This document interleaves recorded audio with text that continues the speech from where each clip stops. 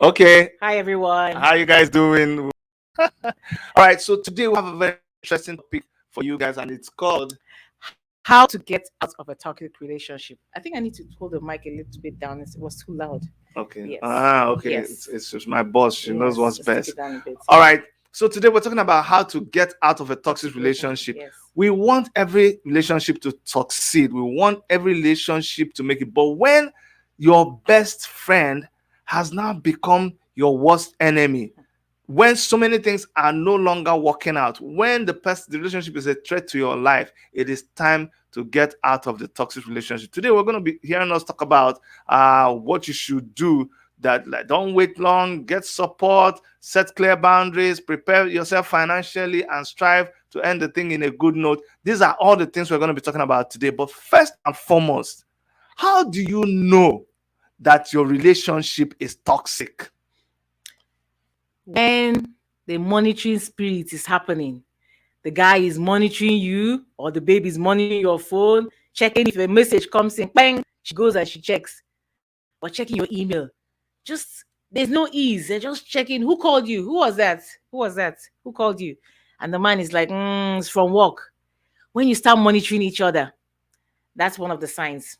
Another sign is when you are investing too much time and energy and money and you're not getting anything in return. That's when you know that the relationship is toxic. When you start competing with each other, I'm better than this, I'm better than that, just start competing with each other for no reason.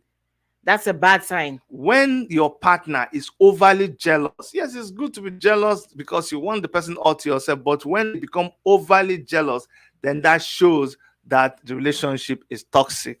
When you start holding back from each other, you're no longer, open like you used to be. You start holding back things.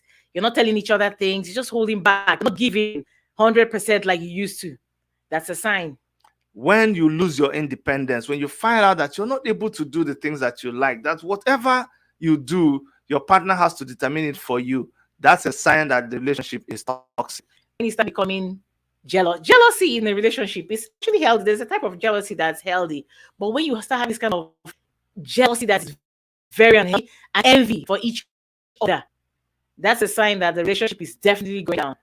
When you lose respect for each other, when she doesn't respect you, when he doesn't respect you, like when there's a village meeting, or not a village, family meeting, and then his younger brother gets up and insults you and he doesn't do anything about it, that's a sign that the relationship is toxic. Or when in front of his friends he says, this your dressing is like a prostitute, that means the relationship is toxic. When you guys start being judgmental towards each other, it's not like before.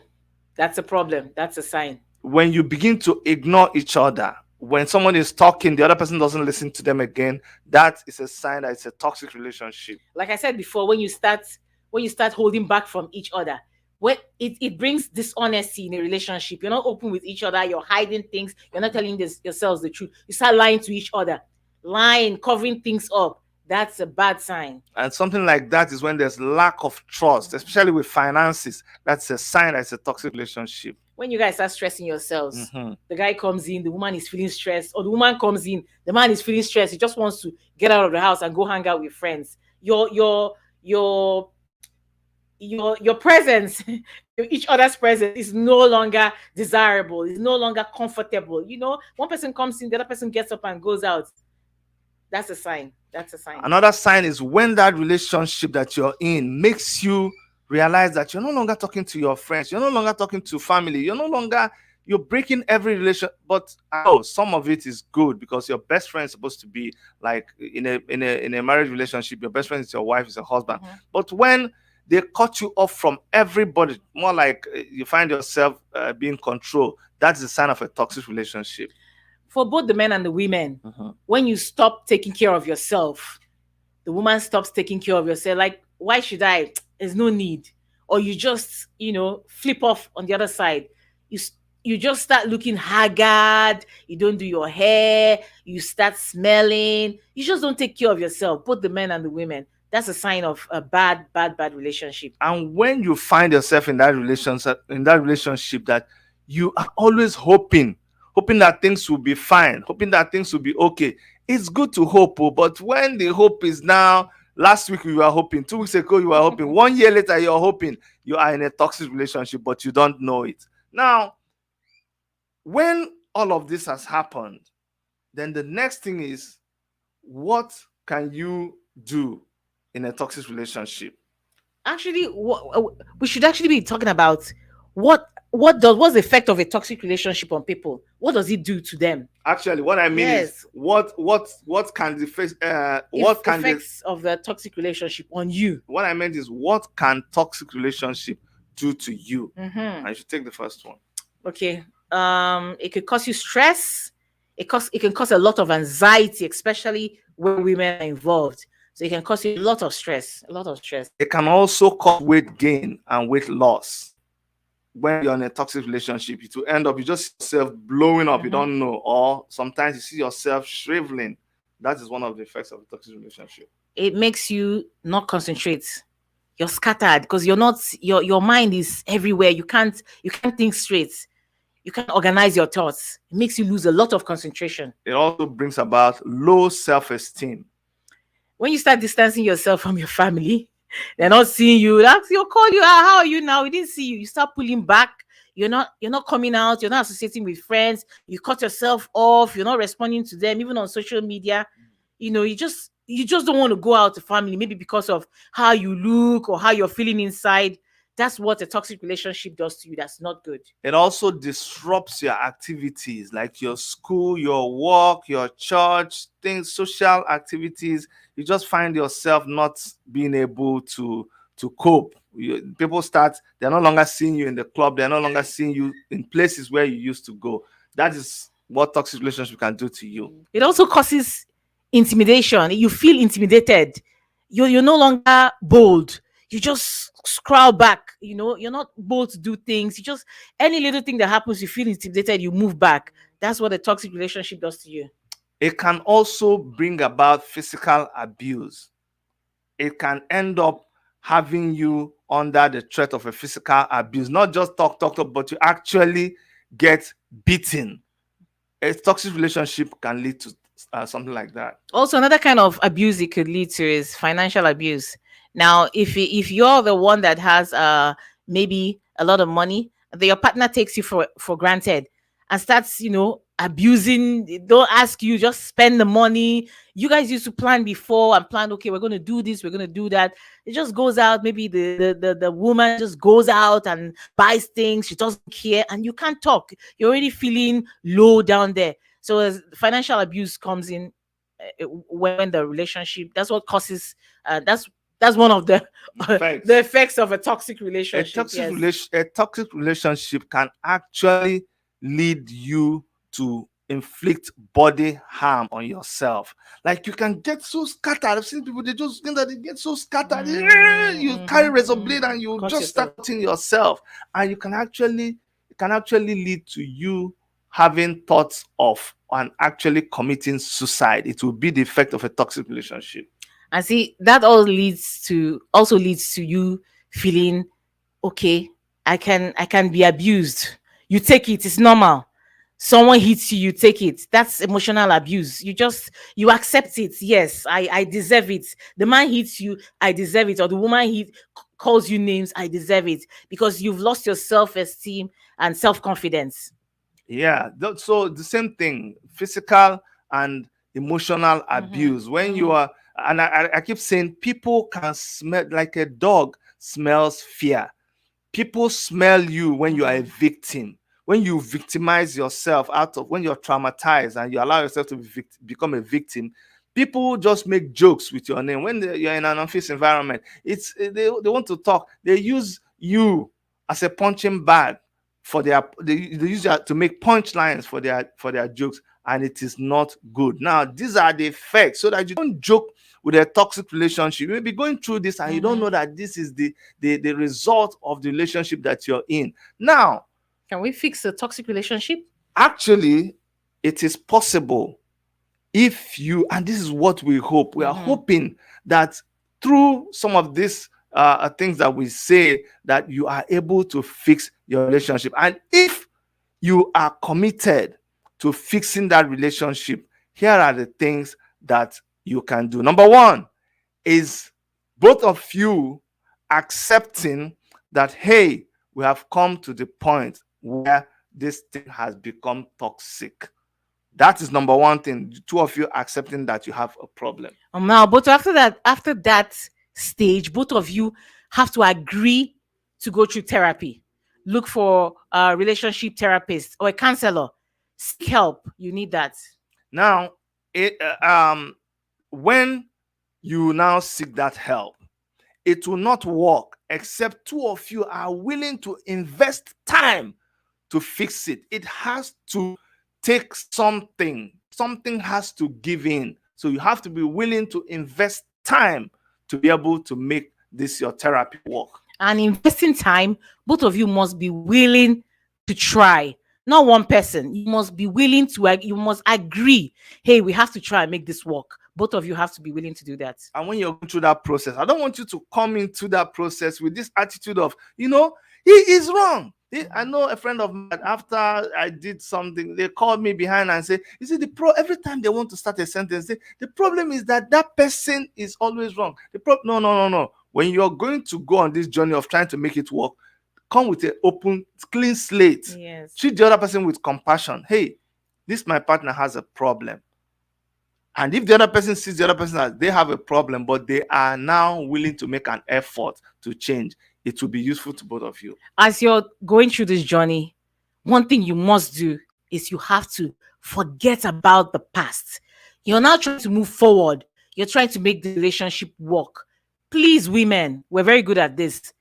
Don't dig up the past. Don't refer to, what he did then. Forget about the past. Just deliberately throw it. It's difficult, but you have to make a conscious effort to throw the past away. Start on a clean slate together. Now, when you're working to fix this relationship, you need support.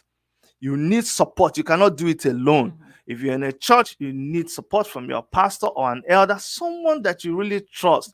Family, friends, there must be. I'm not saying tell your story to the whole world. You need to be careful not to do that. Mm-hmm. But don't work on it alone, so that there are some people who will hold you accountable. Because when you call your friend and you say, we are committed to do this, yes, they always look out for you. They will look out for you, and they will ask you, they will say, you people have promised to, so you have to seek support from friends and family. You have to open a clear, healthy line of communication between both of you. I know, because the relationship has become toxic. You're no longer talking with each other. Now you have to establish a new open line. You need to talk to each other more. You have to be open with each other.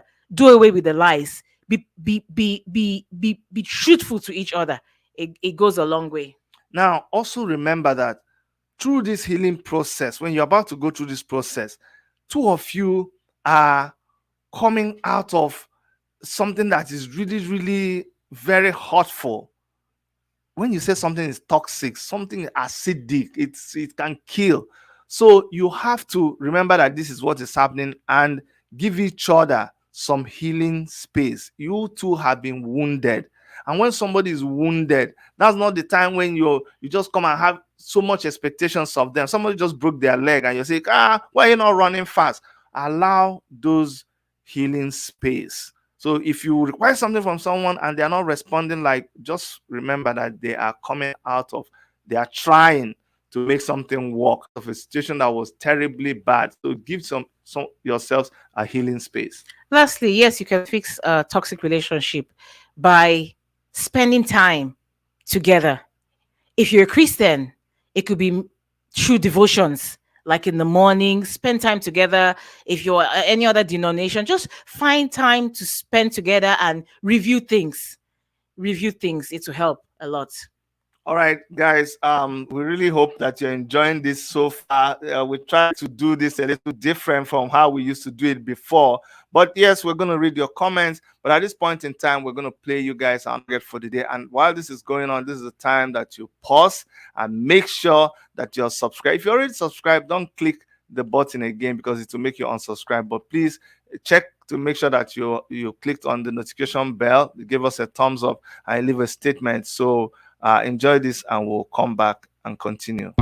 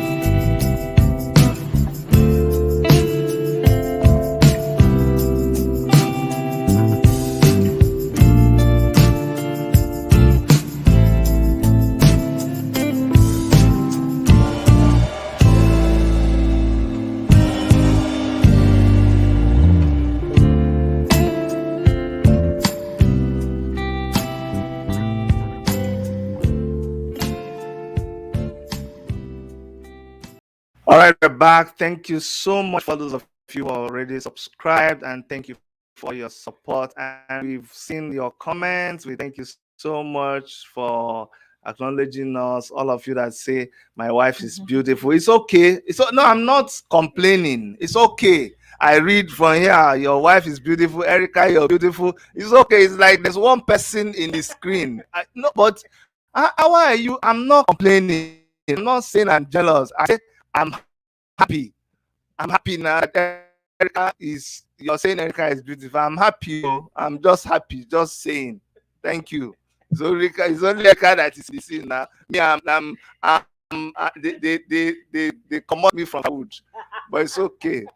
God, they. Anyways, now, thank you so much.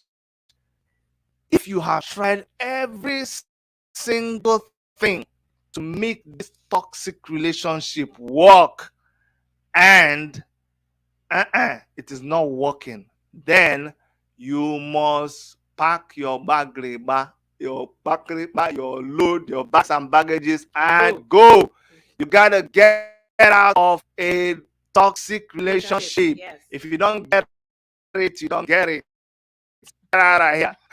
Okay, but on a serious note, how do you get out of a toxic relationship? The first thing you must do, you must speak out. A lot of women just keep enduring abuse. The husband is beating them, treat them anyhow. You must speak out. That's the first thing you must do. I mean, when a man, most times when a man beats you first, the tendency is for him to keep beating you.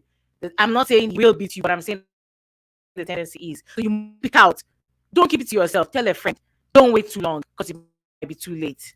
Again, is that, like I said before, you need the support and help from friends, because right now you are going on a journey that is not going to be easy. It's a part of accepting, part of speaking quickly is that you need to start to do something immediately. So you need to get your best friend to go with you, because it's going to be a heavy emotional, physical, and all other car roller coaster. You're in for something that is tough. So you need the support of your friends, and you need the support of your family. As you get support of friends and family, please, you need to take charge of your emotional whatever. Just don't be scattered. I know it's difficult for women. You're crying all over the place. You can't get yourself together. You must get yourself together emotionally. Don't be all over the place so you'll be able to think straight. And while you're doing this, sometimes the situation gets dangerous. There are some men that immediately you say you're going to end the relationship, they get diabolical, they get spiritual, they get physical, they do all kind, they become dangerous. So what you must do is that you must change your contacts. When I mean contacts, and even if you don't have to change them, make sure you prepare with a new, like a new phone or a new phone number. Best thing, get a phone and have a new number ready. Now, so that you can communicate on that. Get a new email, get all those kind of things ready, because there may be need for you to make communications about what is happening through them. So it's important that you do something about the contacts that you already have. Now, if children are involved in this, you have to let them know. Now, you don't have to go into the nitty gritty or the details with the children. You have to find a way and let them know so they understand. But please don't lie. Don't lie, because if the children grow up and find out that you were lying or covering up something, they'll feel hurt. So you need to let the kids know. Another thing you need to know, another thing you need to do in the process of ending this relationship, is that you have to set clear boundaries. Don't be the kind of person that after you have now decided that this thing is not going to work, but guess what? After a while, you still text him saying, but if you go, will not forgive you for this thing that you let me do. Then you now say, no, nah, and then something will happen. And then say, that's how the last. No, we don't want to. We should set clear boundaries. I'm not going to do this anymore. I'm not going to do this anymore. If you need to block them, whether they're a man or a woman, or you're not going to talk about it. You have to set clear boundaries. I'm not going to go to his office. I'm not going to drive near his mother's house. I'm not going to set clear, because you are on a mission. Yes. As you set these clear boundaries, you must avoid social media.